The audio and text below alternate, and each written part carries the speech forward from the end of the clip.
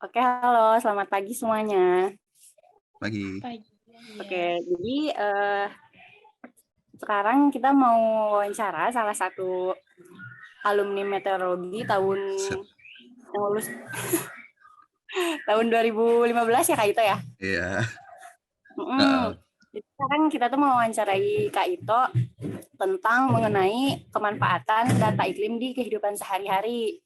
Nah, sebelumnya boleh Kak dijelasin dulu Kak Ito tuh sekarang lagi kerja di mana sih, dan di sana Kak Ito ngapain aja gitu Kak kerjanya?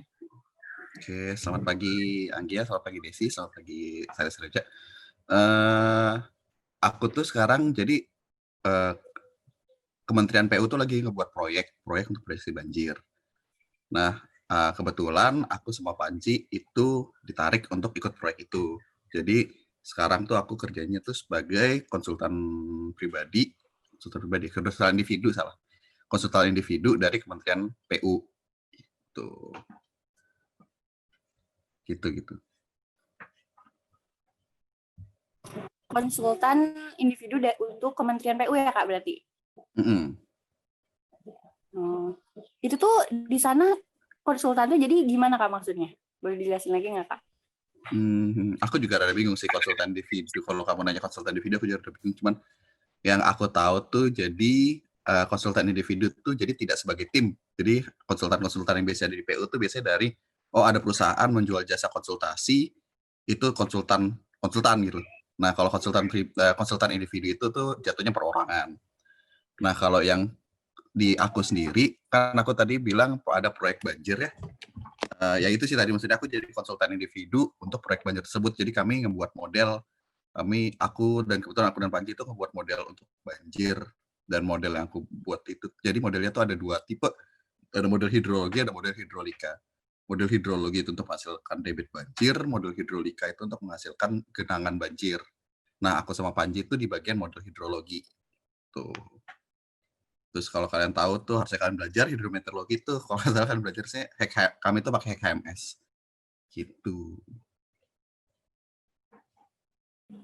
Berarti kalau untuk memodelkan hidrologi yang genangan Kakak itu, berarti Kakak butuh data meteorologi dong Kak?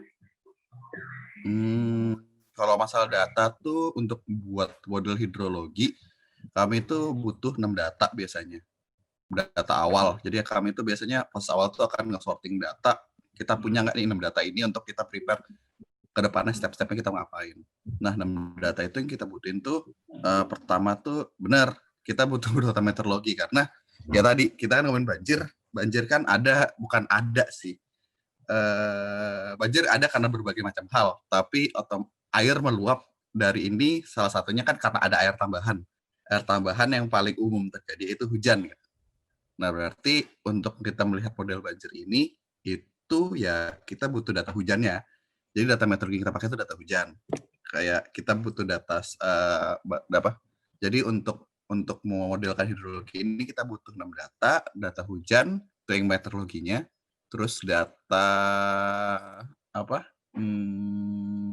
data debit, data hujan, data debit, data apa lagi tadi? Dam, data sungai, data soil, sama data land use.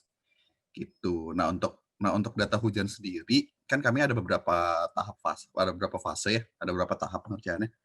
Itu kami membutuhkan kami memakai 3 jenis data hujan. Data hujan observasi, itu tuh ada dari observasi BMKG sama observasi dari Kementerian PU sendiri. Data hujan model prediksi hujan sama data hujan radar gitu sih. Jadi 3 data itu sih data meteorologi yang kami pakai. Terus ditambah lagi itu tuh kayak sebenarnya aku bingung sih ini data atau tidak. Sebenarnya ini data, ini informasi. Itu terkait kan kita sekarang lagi La Nina nih. Maksudnya kayak kemarin juga itu menjadi data, bukan kayak inputan untuk pertimbangan kita tuh mau ngapain, wilayah mana yang harus dikerjain duluan. Itu kita lihat dari wilayah La Nina terdampak gitu. Jadi ketika kita dibilang ada La Nina, ada apa? Oke, kita pakai composite data. Kita pakai composite data La Ninanya, ngelihat kira-kira kalau La Nina tuh wilayah mana aja sih yang ke berdampak sama La Nina. wilayah mana sih, kalau kemarin BMKG bilang tuh kayak ketika ada La Nina tuh ada hujannya akan di atas normal, terus threshold normalnya BMKG itu plus minus 15 dari 100, jadi 115 sama 85 itu threshold normalnya BMKG. Nah di situ jadi ketika kita dikasih informasi, oh ada La Nina nih, oh La Nina berdampak apa, oh hujannya lebih gede, hujannya di atas normal, oke habis itu waktu itu kami nyari data komposit. Kebetulan aku waktu itu nanya Iban. Kalau kalian tahu Iban Aso, 2014 kan dia ngomongin soal El Nino, dan dia ngekomposit data El Nino. Dan ternyata dia juga bisa ngomposit data La Nina. Jadi waktu itu aku minta ke Iban untuk komposit data La Ninanya. Gitu. Untuk lihat wilayah mana aja sih nih yang akan terdampak hujan lebih besar ketika La Nina. Gitu sih. Jadi kalau misalnya ditanya data apa aja ya tadi data hujan, ya itu yang kami pakai itu ada 3 data hujan, data model prediksi, data radar, sama data observasi. Sama ada informasi-informasi tambahan kayak interaksi atmosfer gitu seperti La Nina, MGO. Kalau nggak salah kemarin tuh informasinya kita tuh sekarang lagi La Nina sama dipol. Kalau nggak salah ya, aku rada bego ya begitu. Gitu sih. Oke deh. Kalau dari teman-teman yang lain ada yang mau nanya lagi sama Kak Ito? Oke. Kalau tadi kan itu banyak kan kakak udah bikin. Iya. Boleh, Desiana dulu deh. Oke, berat. Kedengeran apa yang ya? Ini tadi kan Bang itu banyak banget nih data yang dipakai lumayan banyak. Nah, kalau sumber datanya itu dari mana aja ya? Terus kalau dari Bang itu sendiri itu sulit gak sih buat nyari data kayak gitu? Atau karena dari resmi dari gitu terus lebih mudah gitu buat cari datanya?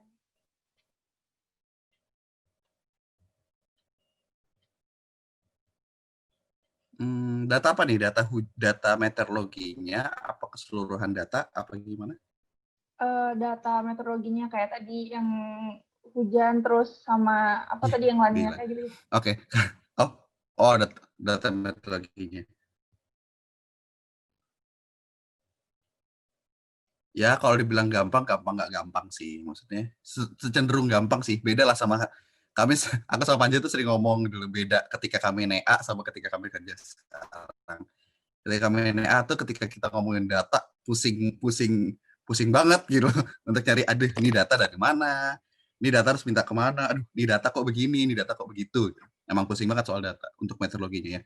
Cuman ketika aku kerja, ya sebenarnya kan ini sama-sama instansi ya, maksudnya Kementerian PU, BMKG kan instansi, jadi bisa saling minta gitu loh sebenarnya. Jadi Kementerian PU minta ke BMKG gitu. Jadi tinggal ya minta gitu. Kalau aku mau ngomong gampangnya tinggal minta, cuman kan minta itu kan butuh prosesnya. Makanya kalau aku bilang gampang ya gampang nggak gampang. Cuman dapatnya sih data dari BMKG sih.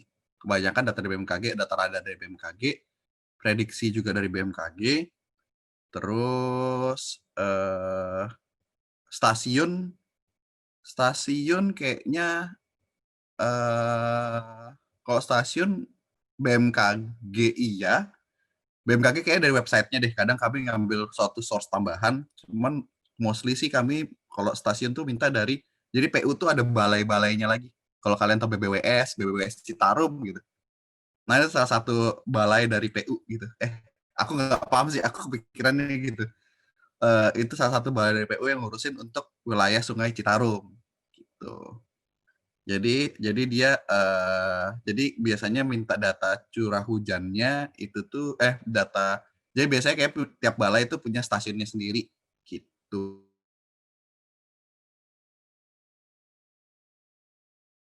Oke, berarti kalau data lebih mudah lah ya minta daripada mahasiswa yang minta gitu.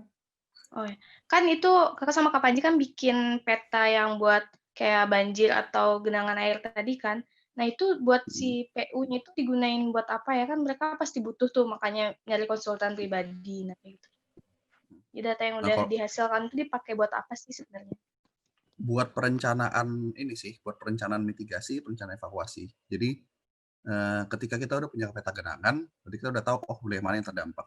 Ketika kita udah tahu wilayah mana yang terdampak, berarti kita udah tahu wilayah mana yang perlu dievakuasi. Atau bisa nggak wilayah ini dievakuasi? Kalau ternyata nggak bisa dievakuasi, oke, plan selanjutnya apa?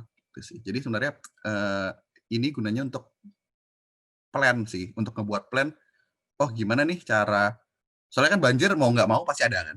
Maksudnya kalau udah hujan nih, saya udah hujan mau nggak mau pasti ada gitu.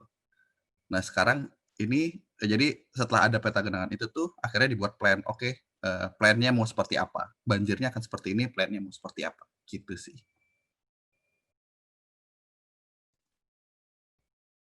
Ya, Oke, halo, kedengeran nggak Kak suaranya? dengan Nah, oke mungkin kita udah dapat informasi yang apa ya bisa yang kita butuhin ya Kak Ito. Ada nggak sih Kak misalnya pesan untuk kita gitu Kak sebagai apa ya yang mau TA gitu Kak? apa ya? Aduh, aku bahkan udah lupa saya TA atau kayak gimana. Cuman gimana ya?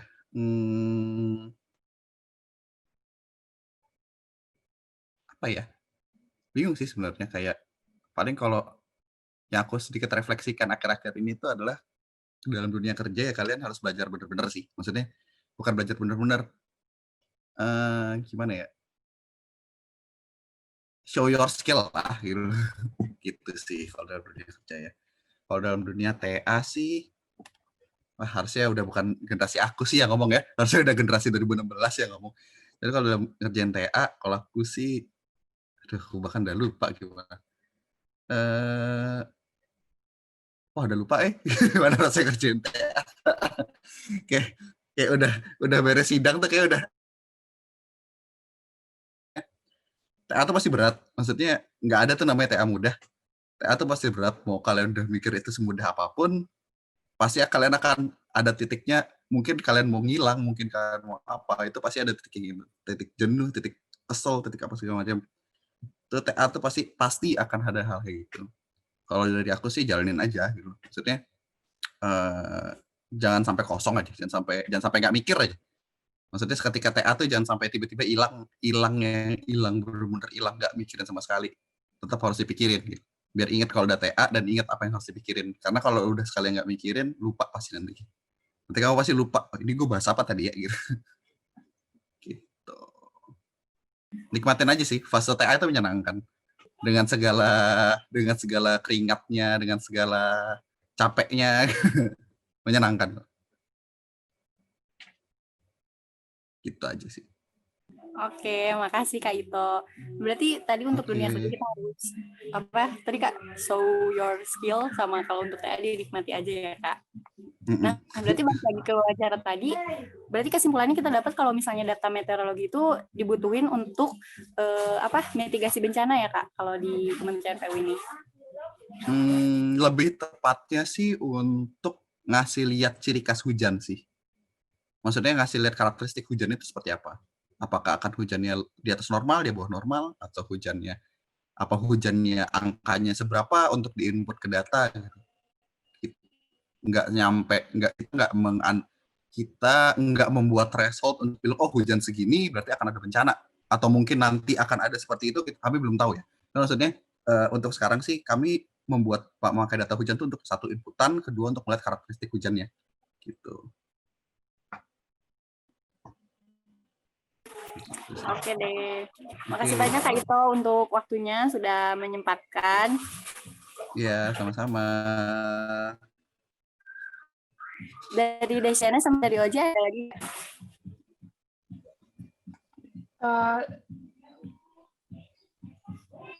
Udah nggak ada sih. Kalau dari aku paling makasih aja buat Kak Ito yang udah menyempatkan diri buat diwawancara sama kita. Siap. Thank you, Kak. Yo, thank you juga.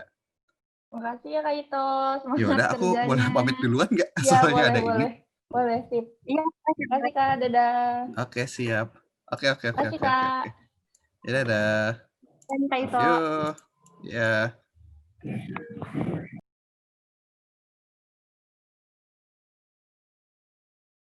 Malam semuanya, selamat malam juga Kak Ayub. Selamat malam.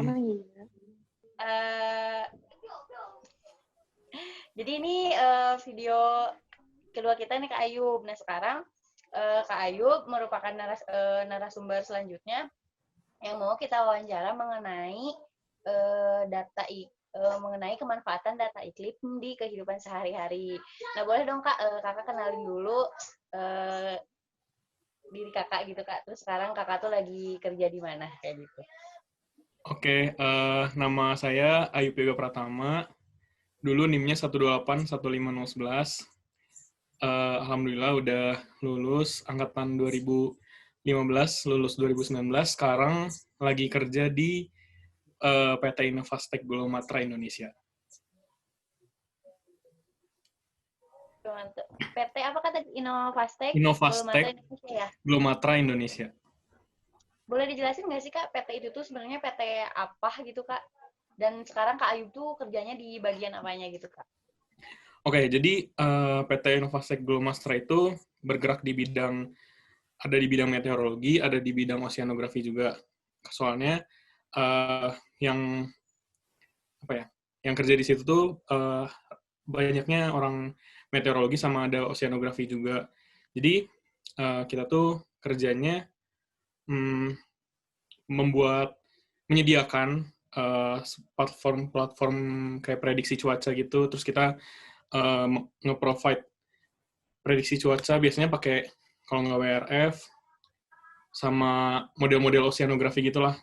Jadi kayak misalnya satu perusahaan, contohnya misalnya Pertamina atau apapun, mereka mau bikin satu proyek nih, mereka misalkan mau bikin kayak misalkan mau bikin pekerjaan untuk gali buat kilang minyak gitu misalkan. Terus mereka nih butuh data cuaca, misalkan mereka mau nentuin working time-nya tuh kapan aja. Jadi biasanya kita nyediain si prediksinya, terus ada juga yang kita buat monitoring dan evaluasi kalau misalnya ada yang perusahaan yang bikin teknologi modifikasi cuaca, itu juga bisa juga. Jadi misalkan sama kayak tadi, misalnya mereka mau bikin satu proyek, terus mereka mau ngemodifikasi ini cuacanya, mereka butuh cuacanya itu butuh hujan yang banyak atau butuh kering yang banyak, jadi nanti kita bakal bisa nyediain data dan juga prediksi kira-kira bakal gimana sih baiknya gitu. Kurang lebih itu sih secara garis besar. Oh, oke Kak. Kalau Kakak sendiri sebenarnya kerja di Innovastek itu udah berapa lama Kak? Saya sih masih baru dari Januari kemarin, jadi ya kurang lebih sekarang tuh 9 bulan masuk 10 bulan lah. Oke. Dari teman-teman yang lain ada yang mau nanya nggak ke Kak Ayu kira-kira?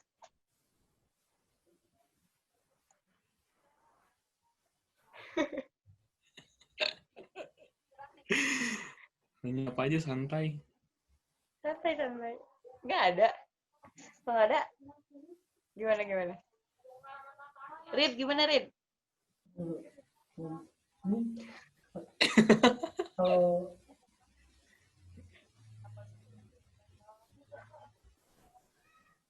aku lihat-lihat di webnya ini ada beberapa produk yang pernah Fahmi kenalin gitu ya Kak? Iya.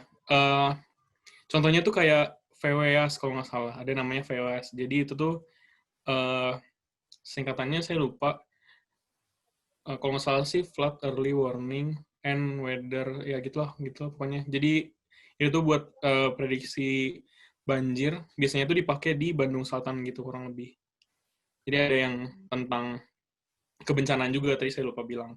Misalkan di satu daerah sering terjadi banjir, misalkan kayak Bandung Selatan tuh kan sering banjir, jadi kayak bisa bikin model prediksinya, terus misalkan ada early warning sistemnya gitu.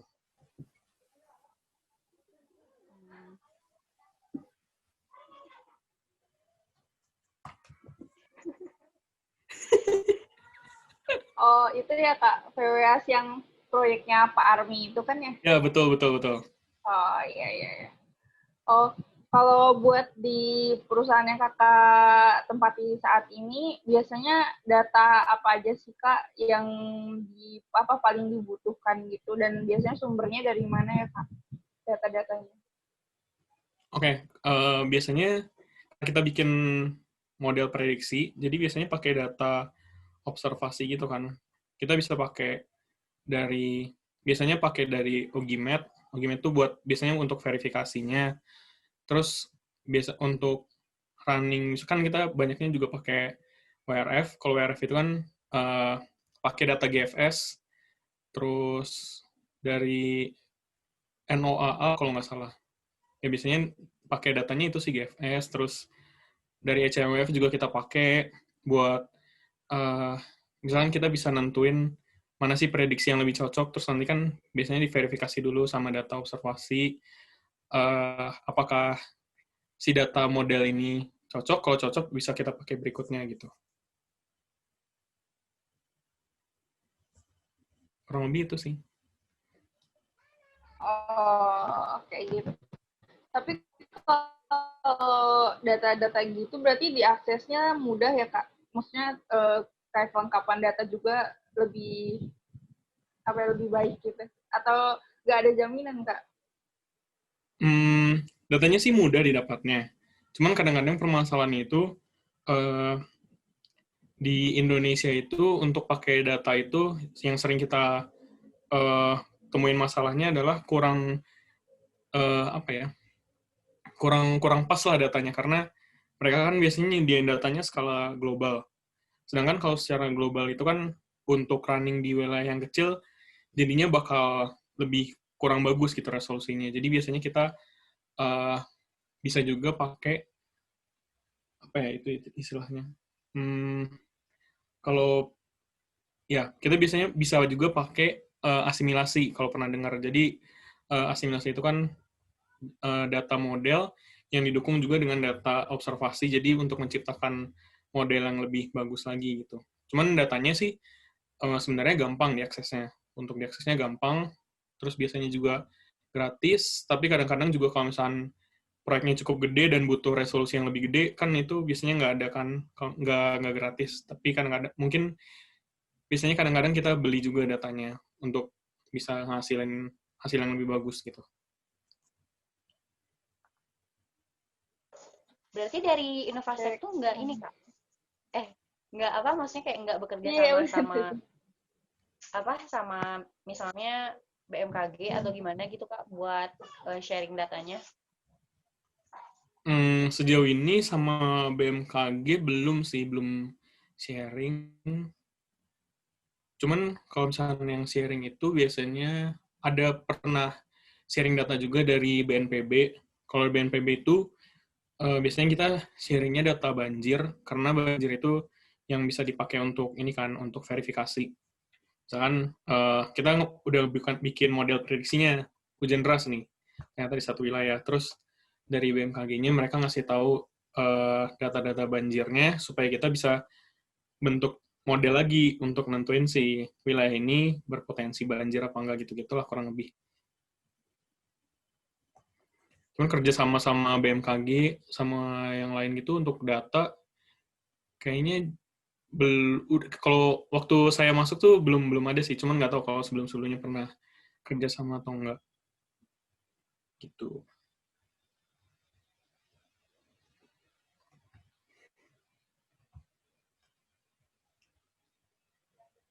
Berarti tapi dari Innovastek sendiri tuh baru sejauh ini kayak ngolah data gitu, Kak. Misalnya kayak diolah nih data. Itu tuh pengolahan datanya tuh tergantung sama yang minta atau misalnya tergantung ada perusahaan yang minta gitu, Kak, baru dari Innovastek yang ngolah data, atau misalnya gimana gitu, Kak?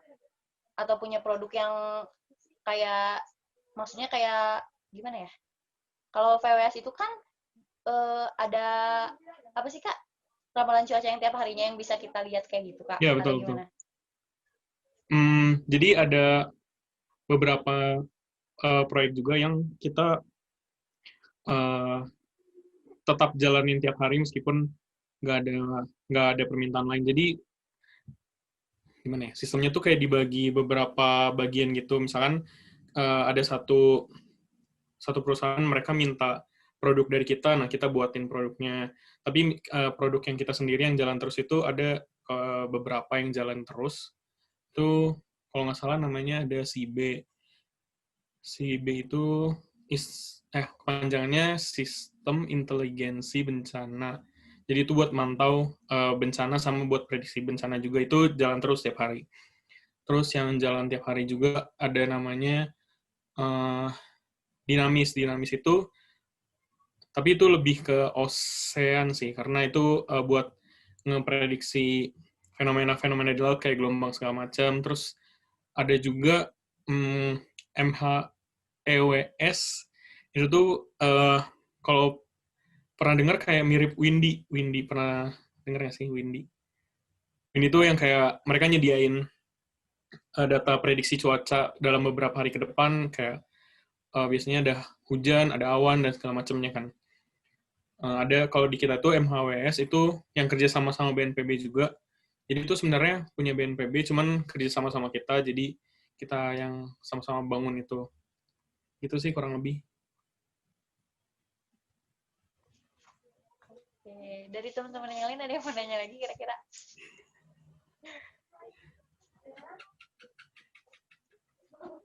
Oh ya Kak, untuk spesifiknya kerjanya di bagian apa ya Kak? Oh iya, kalau saya itu apa ya istilahnya tuh weather research expert, tapi nggak expert banget sih, cuman istilahnya aja weather research expert. Jadi saya yang megang di kayak misalnya WRF-nya, terus misalkan running-nya harus gimana-gimana, parameterisasinya gimana-gimana aja, terus buat verifikasi si datanya, terus buat ngumpulin data hujan, banjir, segala macem gitu lah kurang lebih. Jadi biasanya saya di balik layar buat yang bagian cuacanya, terus teman-teman yang lain ada yang di bagian front end-nya itu yang kayak buat nampilin di webnya gimana, terus ada juga yang buat decision maker-nya gimana nentuin algoritma segala macamnya gitulah kurang lebih. Mau nanya Kak, berarti itu kerjanya dibagi per individu gitu atau ada tim-timnya tuh Kak? Ada yang mimpinnya, ada general manajernya. Jadi yang kerja di situ tuh rata-rata banyaknya anak alumni dari Mete juga sih. Kalau yang general manager yang sekarang tuh alumni Mete tahun 2011, terus ada juga yang bagian front end-nya itu meteorologi 2011 juga. Terus ada teman saya juga yang sama-sama saya juga untuk di bagian cuacanya angkatan 15 itu kurang lebih. Ada yang komandoinnya, terus kita nanti diarahin kerjanya gimana aja gitu. Oh, berarti Kakak masuk yang tim yang bagian weather expert tadi. Ya, betul. Yang lain ada yang mau nanya lagi nggak?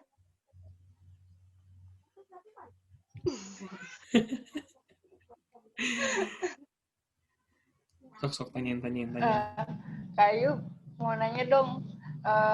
Kalau Kak Ayub, kan tadi kerjanya bertim-tim gitu kan. Nah, itu nanti hasil timnya itu tuh dipresentasikan terus digabungkan dengan divisi lain, atau Kak Ayub emang punya proyek sendiri gitu, Kak? Maksudnya proyeknya tuh berkesinambungan sama divisi lain atau enggak, Kak? Oke, sistemnya itu biasanya kita, misalkan ada misalkan kita bikin proyek A. Nah, itu tuh nanti, misalkan dari proyek A itu ditentuin siapa yang megang bagian apa, siapa yang megang bagian apa, nanti kita kerjanya sama-sama gitu sih, nggak yang satu-satu, misalkan saya ngerjain ini sendiri, terus yang lain ngerjain ini sendiri, enggak sih. Biasanya kita ngerjainnya bareng-bareng gitu. Oh, oke. Siap, Kak. Kasih, Kak. Kak, mau nanya tapi ini ada apa gitu sih. Jadi mau nanya dia kenapa kakak milih kerja di sini, apa kakak emang daftar atau ditawarin atau ada? Oh iya, waktu pertama masuk sini tuh dulu diajakin sama Pak Mamat. Ya jadi waktu itu diajakin buat gabung di tim ini buat megang bagian cuacanya gitu kan. Terus ya tertarik aja, jadinya masuk nih sampai sekarang. Ditawarin sih, nggak. Cuman ya emang dari dulu, dari awal, dari sebelum lulus juga sih sebenarnya pengen ke sini juga, soalnya kan apa ya, kurang kayaknya tuh jarang gitu, maksudnya yang alumni Mete kerjanya benar-benar di Mete gitu. Soalnya dari pengalaman teman-teman yang lain kayak angkatan aku sekarang, beberapa tuh kerjanya nggak di bidang Mete gitu. Jadi ya sekarang sih masih pengen ya buat kerja di bidang meteorologi dan benar-benar tidak menyia-nyiakan kuliah 3 tahun belajar meteorologi gitu. Jadi diterima kemarin waktu ditawarin. Oh, oke. Gimana Farid? Udah terjawab belum pertanyaannya? Udah, oh udah. Oke. Dari teman-teman yang lain ada yang mau nanya lagi nggak? Cukup kalau aku. Cukup. Oke. Oke. Semoga Yaudah sukses deh, ya Kak. kalian kuliahnya. Amin. Amin, makasih makasih Kak. Udah nyempetin pulang kerja langsung nyempetin mau diwawancara sama kita. Ya nggak apa-apa, nyantai. Sekalian ngobrol-ngobrol sama kalian, udah kangen juga. Ya. Makasih banyak Kak Ayu udah nyempetin waktunya. Mahasiswa meteorologi ITB ingin menanyakan sesuatu tentang penggunaan data di Balitsa. Mungkin dari kami perkenalan dulu dari saya sendiri, Farid Suryadi, meteorologi angkatan 17. Ada Desiana, kemudian ada Sari Soroja, ada Sabri Yongsi, dan ada Anggia Novita Dewi. Oh iya, selamat datang Mas-mas. Terima kasih Mas-mas Mbak-mbaknya. Jadi tujuan kami di sini ingin menanyakan bagaimana data-data meteorologi, terutama data iklim ini dapat bermanfaat bagi kehidupan sehari-hari. Nah, mungkin khususnya di Balitsa sendiri, mungkin tentang Balitsa dulu ya Pak. Jadi Ya, mau nanya tentang Bapak, di Balitsa itu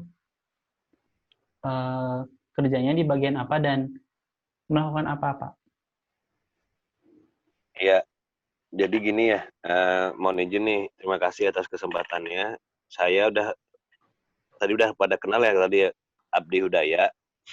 Saya itu aslinya peneliti. Sekarang kebetulan ditugasin di bagian tata usaha. Oke Pak, mohon izin bertanya. Kalau Ya, dalam pekerjaan Bapak itu mengenai tadi kan tentang hama gitu Pak, apakah untuk mengetahui sebaran hamanya Bapak memerlukan atau mengenai ada tidaknya hama, Bapak membutuhkan data cuaca seperti angin atau hujan atau musim gitu Pak? kalau kaitannya dengan sebaran hama, sebaran ya, mungkin paling berhubungan dengan angin kali. Kalau sebaran hama ya. Tapi kalau misalnya populasi, mungkin bukan dengan angin kali ya, tapi dengan curah hujan misalnya. Saya nggak tahu nih apakah curah hujan menjadi concern kalian atau bagaimana misalnya. Curah hujan, suhu, dan lain-lain gitu. Ada sih hubungan. Nah, gitu. Ada ya Pak, berarti untuk hama sendiri berarti Bapak juga membutuhkan data kayak ini sedang musim apa atau anginnya bagaimana gitu ya Pak? Ya, benar. Tapi Pak, untuk sumber mengetahui hal-hal itu Bapak mencari data cuaca atau berdasarkan biasanya kalau orang yang sudah lama di bagian pertanian sudah punya insting sendiri gitu Pak? Sorry ya, sebentar ya, suaranya nih kurang jelas. Saya tegar. Dek, bentar ya Mbak, bentar ya. Oh iya.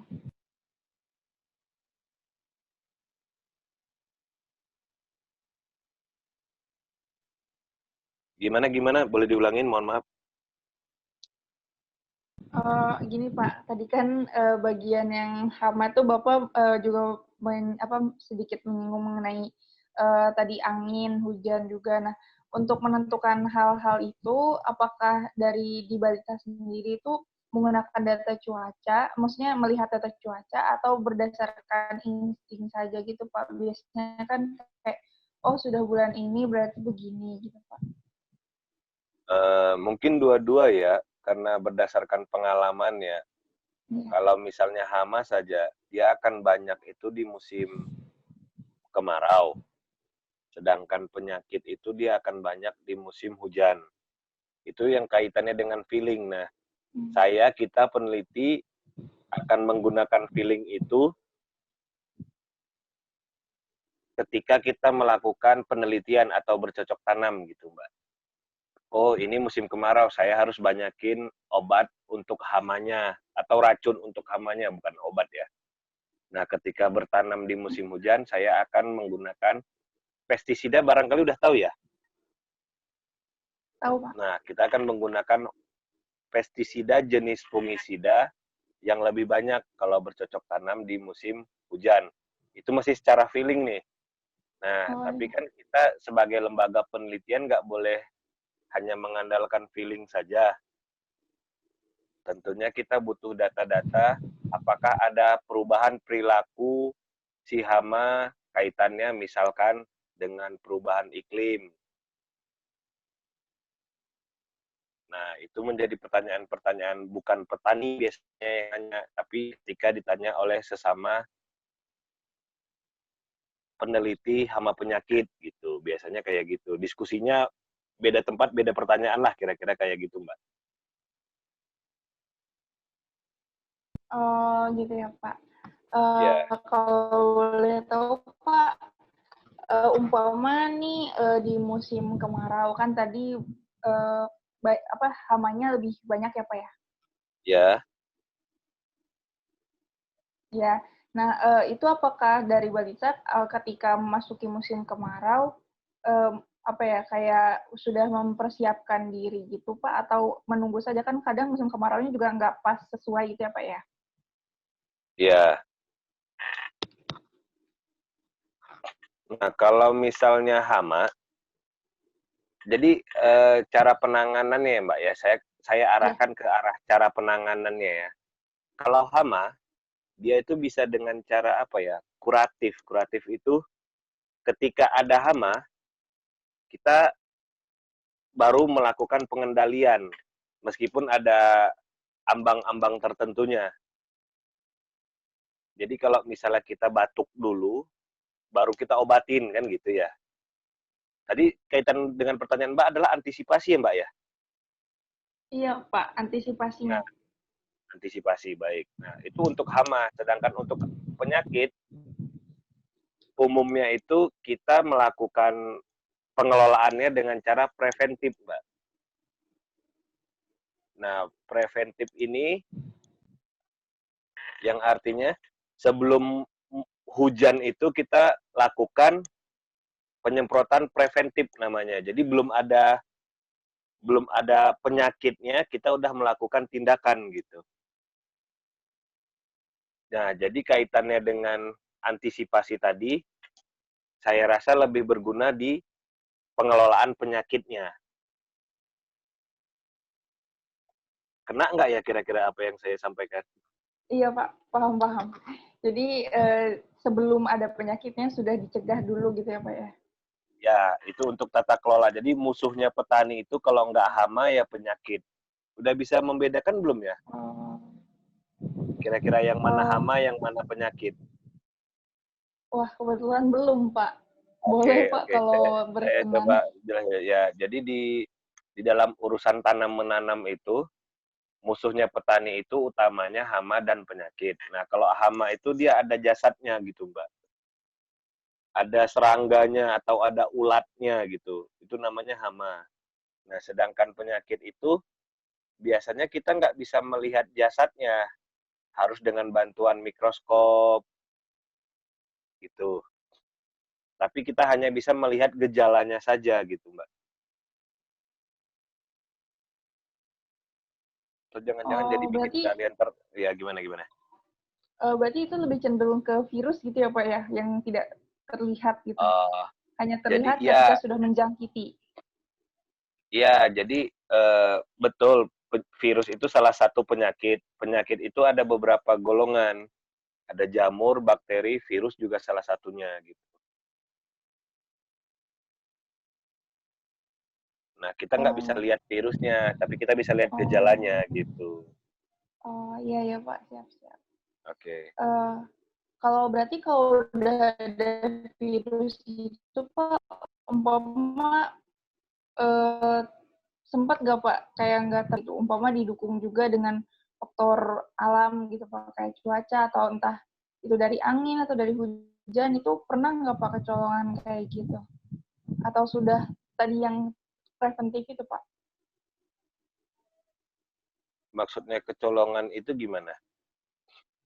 Jadi ternyata sudah kecolong. keburu terkena gitu Pak? Oh, itu sangat sering Mbak kejadian seperti itu. Bahkan ada hama yang berpindah dari satu benua, ini contohnya ya, atau hama atau penyakit yang berpindah dari satu benua ke benua lain karena pengaruh, saya nggak tahu ya kalau angin topan itu masuknya ke perikliman atau enggak ya kira-kira, badai gitu. Bisa Pak. Nah, ada juga itu kaitannya dengan dispersal ya, pemencaran tadi Mbak, penyebaran. Nah, itu kecolongan itu. Di suatu negara bisa kecolongan tuh. Sebagai contoh ya, ada suatu hama A dari Eropa pindah ke Amerika gara-gara dulu pernah disebabkan oleh topan tadi. Itu contohnya. Contoh kecolongan ya Mbak ya, saya selalu menghubungkan dengan pertanyaan Mbaknya. Kecolongan itu kecolongannya bukan kecolongan dalam skala tanaman petani 1000 meter ya, tapi secara kecolongan negara gitu. Kira-kira gitu. Oke. Berarti untuk tindakan gitu udah susah ya Pak ya kalau udah terkena gitu. Resiko gagal panen gitunya cukup besar berarti. Tergantung keparahannya sih ya. Ada memang penyakit yang dia zero tolerance. Ketika dia udah ada, kita tuh udah nggak bisa panen tuh. Jadi bener-bener zero tolerance gitu. Ada yang toleransinya lebih bisa ditolerir lah, walaupun akan mengurangi hasil panen gitu. Sebagai contoh, layu bakteri. Layu bakteri itu ketika layu bakteri itu ada suatu penyakit. Tadi saya udah bilang ya, udah menyampaikan bahwa penyakit itu ada beberapa golongan. Virus, jamur, bakteri. Nah, salah satu yang benar-benar zero tolerance itu menurut kita ya, layu bakteri. Karena ketika udah terserang itu, tanaman udah tidak bisa menghasilkan apa-apa gitu. Berarti Pak, kalau ketika tadi kasusnya yang tanaman sudah tidak menghasilkan apa-apa, berarti itu tanamannya sudah dimusnahkan lalu diganti yang baru atau bagaimana kan Pak? Kalau seperti itu ya gagal panen. Gagal panennya berarti tidak ada hasil dan hanya rugi saja. Tapi ya, dengan pengalaman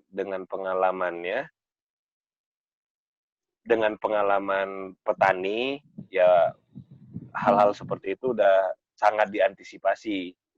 Semakin tinggi bahaya suatu penyakit, antisipasi juga semakin ekstra. Gitu.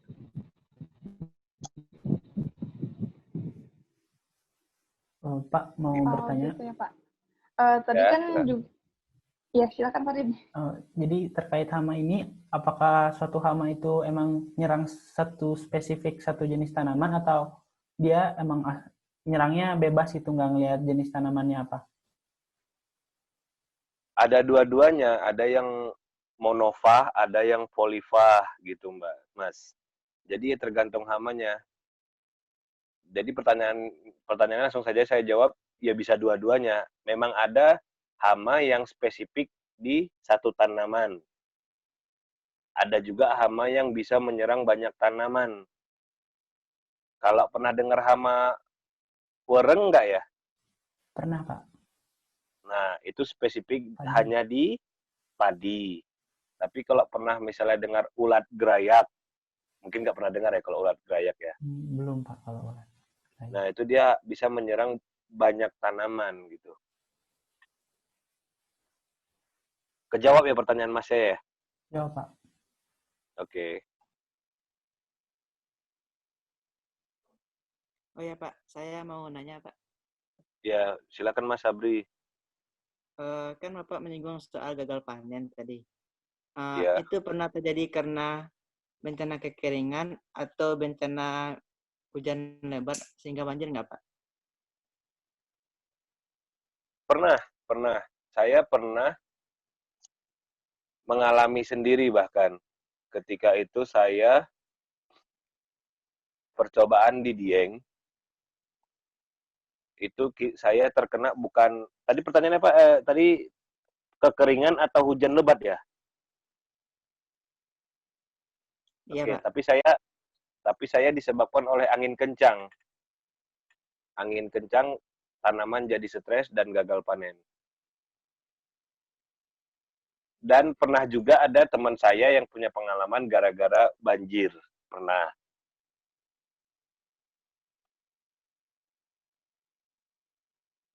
Jawabannya pernah Mas ya berarti ya, Mas Sabri ya? Iya Pak, siap Pak. Baik. Pak, tadi menyambung pertanyaannya Sabri, kan ada Bapak menjawab tadi ada tanamannya stres karena angin kencang. Itu kenapa bisa ya Pak? Maksudnya Bapak bagaimana karakteristiknya sampai membuat tanamannya stres ya Pak? Iya. Ya biasa aja kalau asumsinya gini ya, kalau ketika ada tanaman, ada anak-anak kecil main-main di tanaman itu gitu Mbak. Itu kan tanaman akan jadi rusak, lari-lari di situ. Kira-kira kayak gitulah analoginya ya.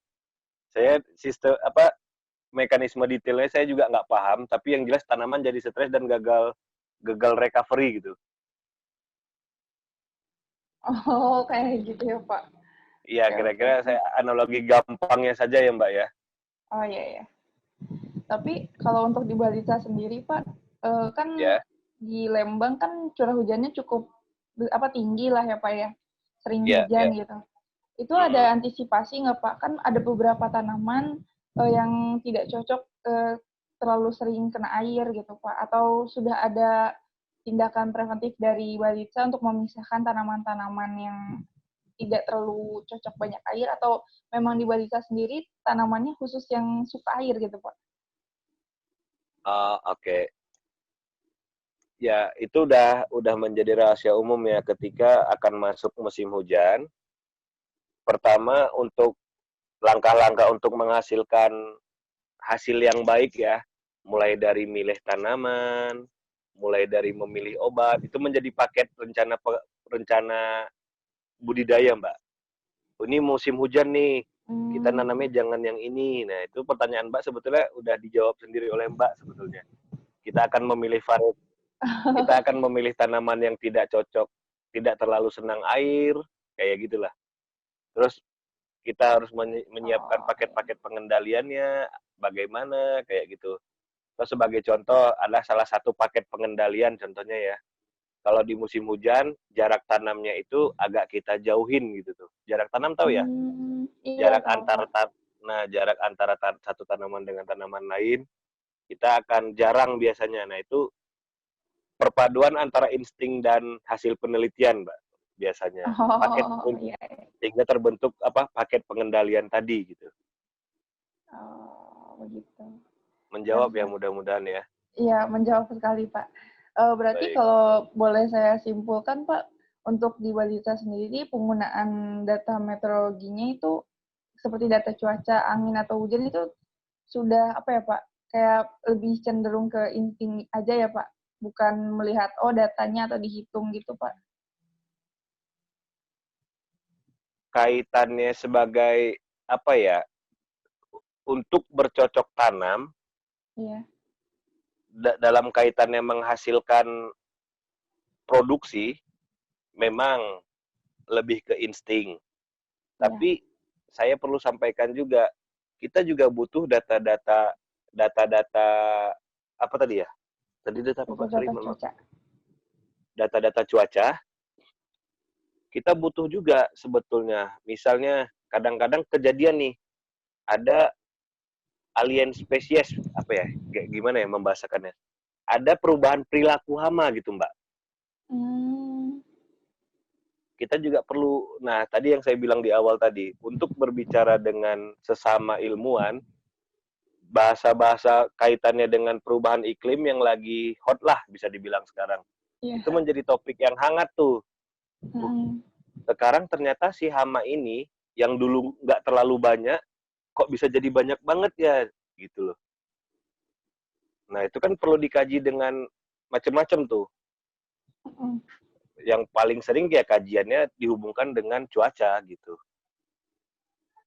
Itu kalau misalnya berbicaranya di forum sesama penggiat pertanian atau ilmuwan pertanian gitu, Mbak. Saya nggak tahu apakah menjawab nggak kalau ini pertanyaan, Mbak. Menjawab. Kira-kira gitu. Oke. Tapi saya sempat ke Balitsa juga di tahun lalu kalau nggak salah. Sempat ada kunjungan ilmiah juga ke Balitsa. Kalau tidak salah di sana juga ada stasiun pengamatan gitu ya Pak, ada taman alat. Itu apakah sekarang masih digunakan Pak? Masih. Itu hanya nggak banyak data-data yang bisa ditampilkan. Itu sebetulnya saya informasikan ya bahwa AWS ya namanya. Nah itu stasiun cuaca itu titipan dari sesama instansi di bawah Badan Litbang Pertanian, tapi bukan punya kita sebetulnya. Jadi saya coba sampaikan sekilas ya, bahwa di bawah Kementerian Pertanian itu ada namanya Badan Litbang Pertanian. Nah di bawah Badan Litbang ini ada berbagai instansi nih. Kalau kita tupoksinya karena Mas-mas dan Mbak-mbak udah tahu ya, Balitsa A sampai Z tentang sayuran, kita punya tupoksi. Sedangkan ada balai khusus lain yang namanya Balit Klimat, Mbak. Balit Klimat itu balai penelitian klimatologi dan apa gitu. Coba dicatat aja ya, Balit Klimat. Nah, barangkali apabila wawancara dengan saya kurang pas, kalau ke Balit Klimat pasti masuk banget dugaan saya gitu. Saya baru ingat nih, oh ada Balit Klimat. Nah, itu kayaknya punyanya Balit Klimat itu. Mereka punya kayak monitoring lah. Mereka punya tupoksi monitoring, menempatkan stasiunnya di tempat kita gitu. Gitu. Jadi ternyata bukan punya Balitsanya Pak ya. Itu hanya titipan ternyata. Itu bukan punya Balitsa, tapi itu punya Badan Litbang. Nah, Balitsa juga Badan Litbang, si Balit Klimat itu Badan Litbang gitu. Kita ya integrasi pekerjaannya, Mbak. Terintegritas tidak ego sektoral gitulah kira-kira. Ya, siap Pak. Oke. Jadi teman-teman, apakah ada yang mau bertanya lagi? Mau nanya sih Pak, satu doang. Kan itu Balitsa tuh kan buat apa ya, kayak ngasih info ke masyarakat juga kan Pak. Kira-kira ada nggak Pak, kayak misalnya Balitsa tuh ngasih tahu daerah ini tuh cocoknya nanam apa, daerah ini tuh cocoknya nanam tanaman apa sesuai dengan curah hujan di daerah itu gitu Pak. Jadi gini, kalau misalnya itu saya coba kaitkan itu ke spesifik lokasi ya. Biasanya spesifik lokasi tidak berhubungan dengan curah hujan, tapi biasanya dengan tekstur tanah, kualitas tanah, kayak gitu. Kayak pernah dengar ubi Cilembu nggak ya? Contohnya nih saya contohkan. Nah, saya nggak yakin kalau di daerah Cilembu itu curah hujannya yang spesifik. Tapi tanahnya, saya rasa gitu, kira-kira. Halo? Iya, Pak.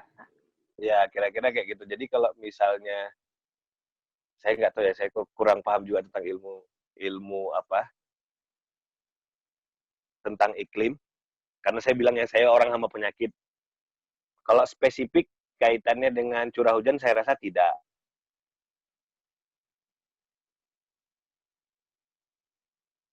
Baik, Tapi Pak. lebih Berarti ke lebih ke kondisi lebih ke tanah di daerah itu ya, Pak? nah lebih di buminya gitu, bukan di udaranya gitu ya. Kira-kira gitu.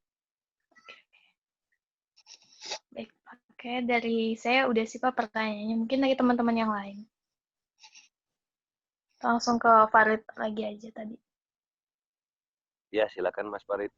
Mungkin kalau misalkan udah nggak ada lagi yang tanya dari teman-teman yang lain, mungkin dicukupkan saja sesi wawancara kali ini dengan Pak Abdi. Baik. Ya, kami mau mengucapkan terima kasih gitu Pak yang sebanyak-banyaknya udah mau meluangkan waktunya untuk Ya. kami. Baik Mas Farid, sama-sama. Semoga Terima sukses ya. Amin, amin. Lancar studinya. Ngomong-ngomongin S1 atau S2 ya? Masih S1 Pak semuanya. Oh iya, mudah-mudahan bisa langsung S2 bahkan hingga S3. Amin. Oh iya, tadi itu saya diminta sama Ibu siapa tadi ya? Sama Anggia kayaknya Pak. CV. Itu saya kirim ke beliau atau bagaimana ya? Boleh Pak langsung kirim ke beliau aja. Itu ada format khusus atau bagaimana? Sorry. Nggak ada kayaknya Pak. Jadi gimana Bapak aja enak ngirimnya. Oke, baik. Mohon izin saya kirimnya besok ya karena ini Vicon-nya juga pakai HP. Iya. Besok aja ya kalau misalnya habis subuh saya buka laptopnya lagi gitu ya. Ya. Oke, tolong diingatin ya bilang ke temannya tadi Mbak siapa? Anggita ya? Anggia ya? Ya, diingatin lagi Pak. Iya, baik. Mungkin gitu ya. Saya mohon maaf kalau ada yang kurang. Silahkan ditanyakan lagi. Mohon maaf kalau misalnya di jam kantor responnya kadang-kadang lemot banget.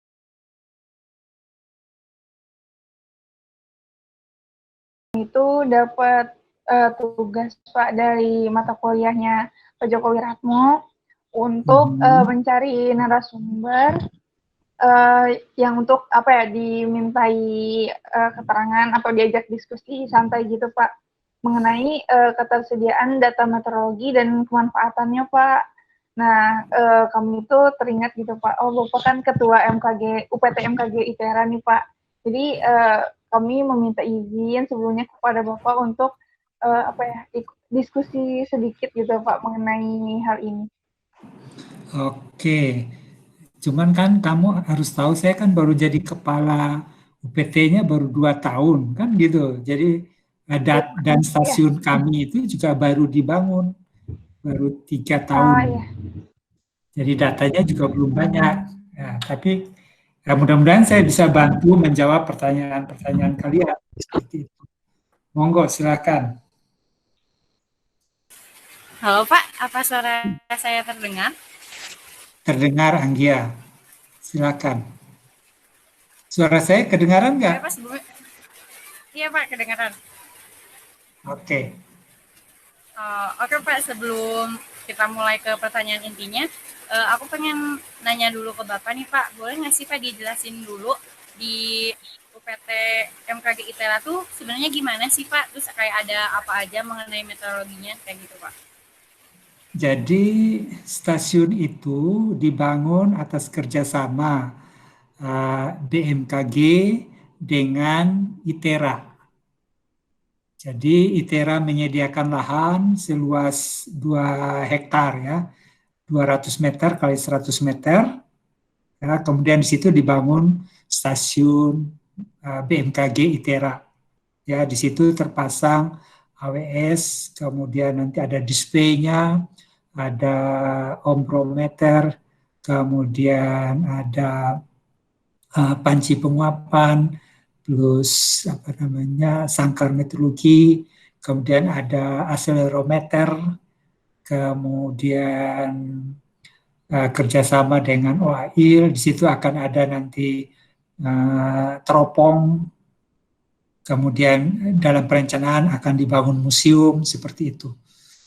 Cuman itu kan baru dibangun, baru masuk tahun ketiga kalau nggak salah.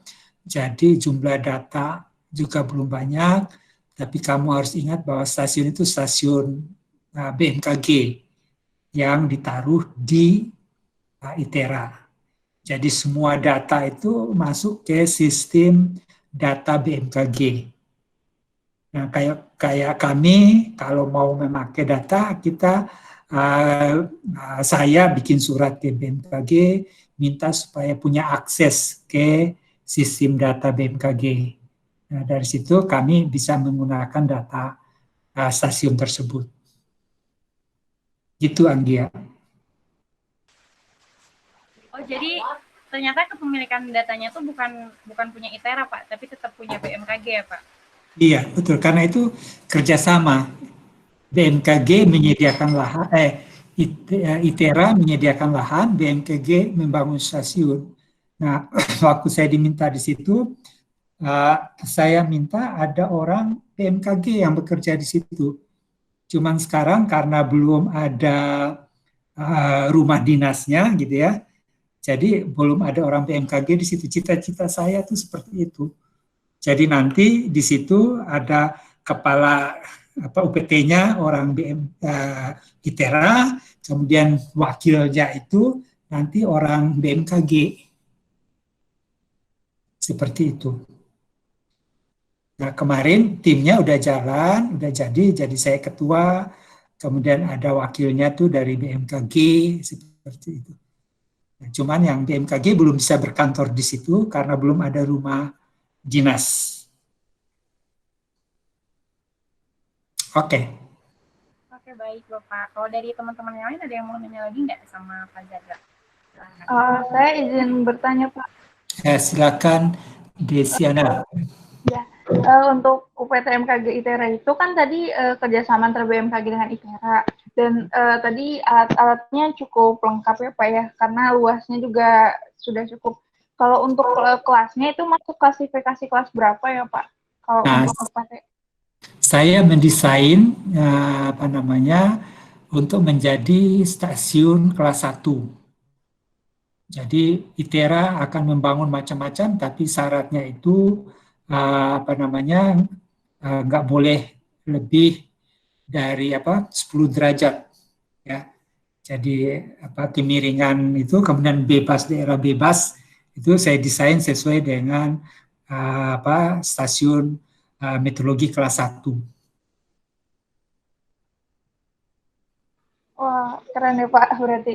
Berarti itu iya Pak untuk direncana. Berarti sekarang belum belum masuk kelas 1 atau masih dalam proses Pak?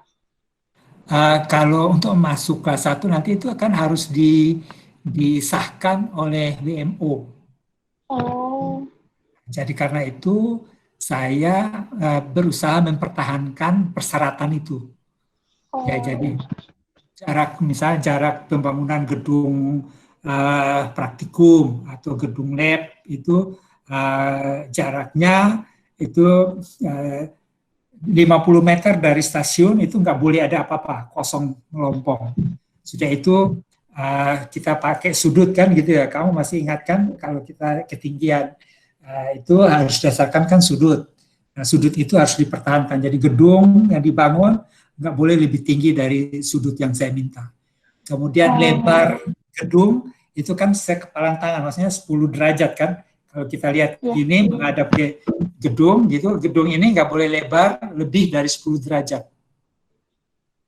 Nah, hal-hal seperti itu saya bilang ke Pak Rektor bahwa ini harus dipertahankan. Jadi kalau ITERA mau membangun di situ, mereka harus minta izin ke saya.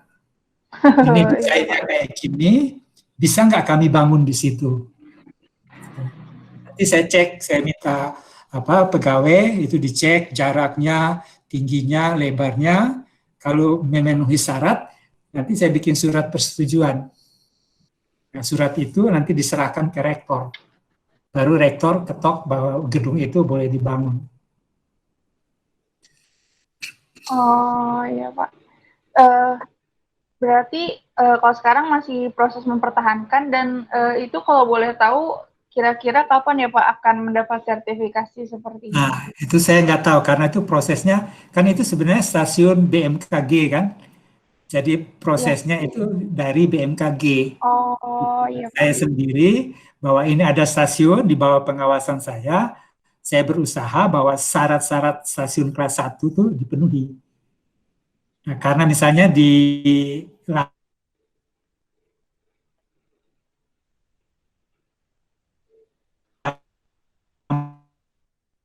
Lampung itu ada stasiun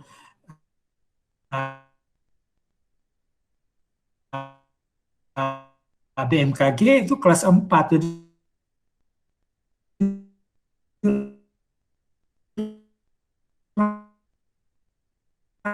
rapat sekali. Kira-kira seperti itu.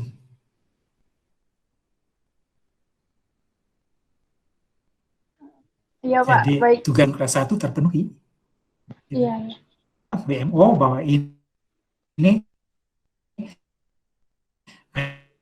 ada stasiun meteorologi dan persyaratan stasiun kelas 1.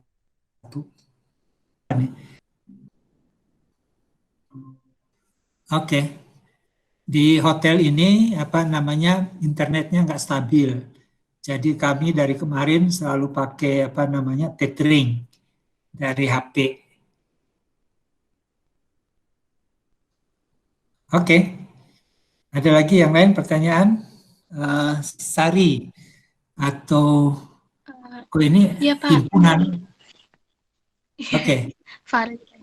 Ya, saya Oja Pak mau nanya.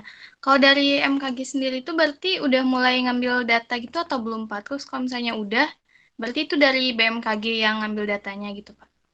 Kan itu semua sistemnya otomatis gitu loh. Jadi tersambung pakai internet.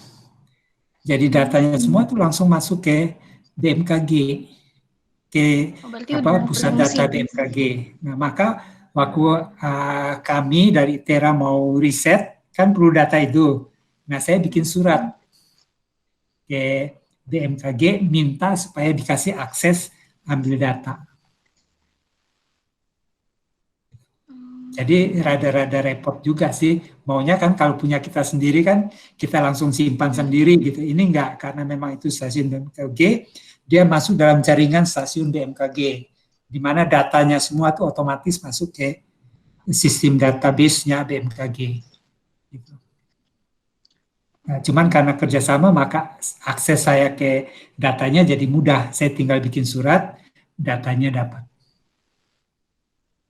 Berarti dari ITERA sendiri itu tugasnya di bagian apa ya Pak buat di MKG sendiri? Bagian menyediakan lahan saja atau bagaimana?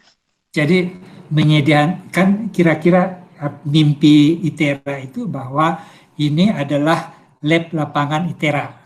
Gitu. Jadi mahasiswa, dosen itu mau riset, mau apa, itu tempatnya yang berkaitan dengan meteorologi, klimatologi, geofisika. Alatnya semua dari BMKG dipasang di situ. Ya, kami menyediakan lahan.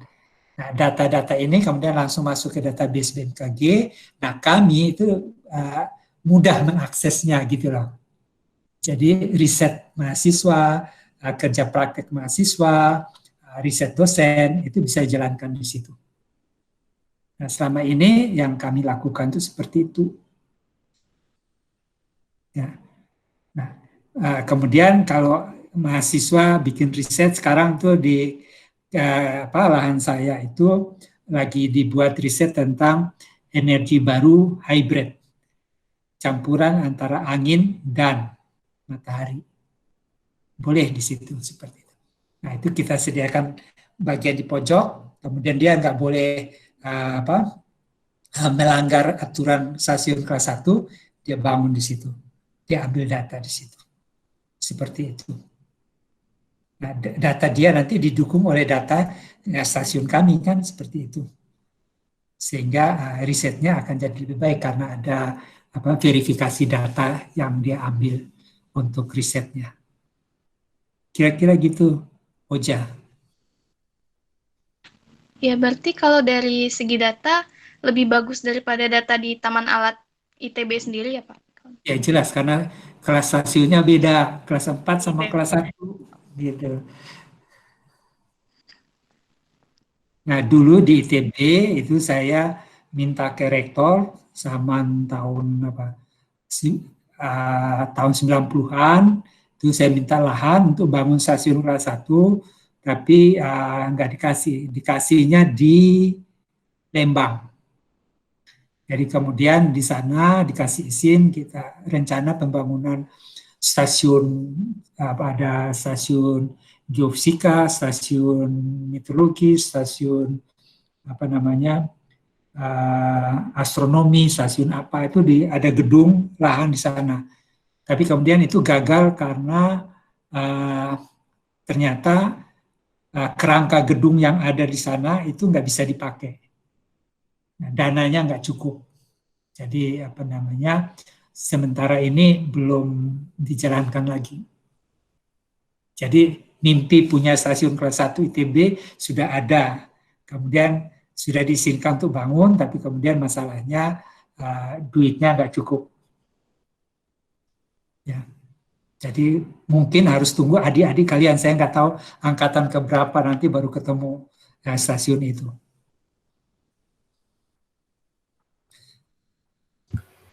Pak, mungkin mau bertanya mengenai Taman Alat sendiri. Kan kalau di Kamu dulu, kamu di situ HMME. Oh iya, saya Farid Pak, ini pakai akun. Farid. Ya. Oke, Farid. Jadi mau tanyakan kalau misalkan di ITB ada Taman Alat yang emang punya milik ITB sendiri. Kalau misalkan ITERA kan tadi Bapak bilang stasiunnya masih kerjasama. Nah, kalau untuk yang benar-benar dimiliki ITERA sendiri gitu ada nggak Pak? Jadi nggak perlu minta akses ke BMKG Pak? Kami tidak merencanakan bikin stasiun sendiri. Karena kamu tahu alat-alat meteorologi itu sangat amat mahal. Ya, AWS yang dipasang di kami itu kalau nggak salah harganya 400 juta. Jadi terlalu mahal untuk ini, maka dicari jalan kerjasama. Kami sediakan lahan, kamu pasang alatmu di sini. Nah, saya tugasnya yaitu meminta supaya BMKG melengkapi stasiun ini dengan alat. Gitu. Jadi setiap saat selalu ada tambah alat baru. Tadinya cuma ada AWS, sekarang udah ada kemudian tambah ombrometer, tambah panci penguapan. Kemudian saya terus nagih ke BMKG supaya stasiun itu dilengkapi lengkap seperti stasiun klimatologi. Jadi bahkan saya mimpi itu harus ada alat pengukur evapotranspirasi. Kamu tahu kan cara bangunnya alat ukur evapotranspirasi? Nah, kan cari keterangan alatnya namanya apa, kan gitu ya. Ya itu harus dibangun lubang besar, kemudian dibangun alatnya, ditutup lagi seperti semula, seperti itu. Sehingga antara hujan yang masuk, kemudian penguapan yang terjadi, nanti didapat. Maka evapotranspirasi bisa dihitung. Tahu nama alatnya? Ayo, yang tahu dapat A.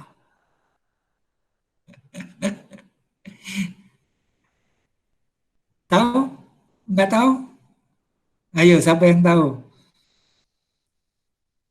Lisimeter, pernah dengar nggak? Oke, kalian cari ya di internet lisimeter itu kayak apa. Jadi tugas saya Pak, itu. Udah Pak. Iya Pak, ingat ada lisimeter, tapi belum pernah lihat langsung Pak. Nah, saya pernah lihat, juga pernah lihat cara dibangun, semuanya seperti itu. Mahal, termasuk mahal. Jadi cita-cita saya nanti itu jadi. Sebentar ya, ada yang ketok kamar saya. Ya, sebentar.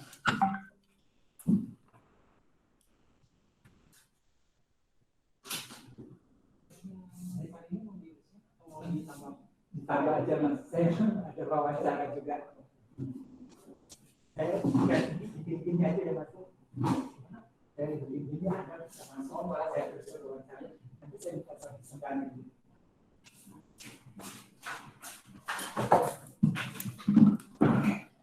Oke. Jadi mas-mas yang membersihkan kamar masuk. Oke. Jadi pada dasarnya tugas saya itu melengkapi stasiun itu menjadi betul-betul stasiun kelas 1 dan peralatan yang sangat amat lengkap. Karena itu akan menjadi stasiun pembelajaran, ya. Jadi stasiun pembelajaran yang didukung oleh BMKG. Kira-kira begitu, Farid. Iya Pak. Terima kasih Pak. Ada lagi yang lain? Pak, saya izin bertanya lagi, Pak. Silakan Desiana. Ya kan tadi sempat ada rencana ya Pak, katanya mau bikin stasiun juga di Lembang tapi gagal. Kenapa nggak coba di Jatinangor gitu Pak? Jadi kayak resmi, di tempatnya di ITB gitu Pak. Jadi lebih luas juga kan. Jadi karena waktu itu saya udah nggak terlibat lagi gitu ya. Jadi saya juga udah malas gitu ya, maksudnya terlibat urusan-urusan administrasi kayak gitu. Jadi sebenarnya kita di Prodi itu pingin. Nah cuman rencana kan ITB itu menjadi universitas multi kampus ya. Jadi kita ada kampus di Jatinangor, kampus di Cirebon, kemudian ada satu lagi kampus di yang Kebun Teh itu apa namanya? Ada yang tahu? Kampus di Kebun Teh? Saya baru tahu Pak, di Kebun Teh. Yang Walini itu ya Pak? Ya, di kampusnya itu yang dekat stasiun kereta cepat. Terkenal dengan nama Teh. Walini, di situ, Pak. Apa? Walini bukan Pak? Ya, Walini. Kampus Walini. Nah, ITB dapat lahan di situ. Nah, waktu ditawarkan oleh ITB, kelihatannya para pejabat kita di Prodi itu memilih kampus Walini. Nah, oceanografi memilih kampus Cirebon. Maka sekarang oceanografi punya cabang di Cirebon. Nah, kita pilih Walini, ternyata sampai sekarang Walini itu nggak ada tanda-tanda gitu ya. Jadi saya nggak tahu kita yang memang nasib gitu. Nah, kenapa dulu pemikiran ke Walini? Karena itu kan cuma kebun teh. Jadi kita akan mulai dari awal gitu. Kalau di tempat yang lain kan sudah ada bangunan kan gitu loh. Kalau ini karena masih kosong, artinya kita yang mendesain. Kita mau stasiun kelas berapa, kemudian kita desain, baru ITB silakan bangun. Seperti itu. Jadi pemikirannya ada. Oke? Oke Pak, terima kasih atas jawabannya. Jadi kalian harus berdoa supaya Walini itu jadi. Karena kedua, dia dekat dengan stasiun kereta cepat. Kan gitu loh. Jadi apa namanya, transportasi mahasiswa tinggal di Jakarta, nggak jadi masalah kuliah di Bandung, kan gitu. Cepat sekali. Seperti itu. Oke, masih ada lagi yang lain?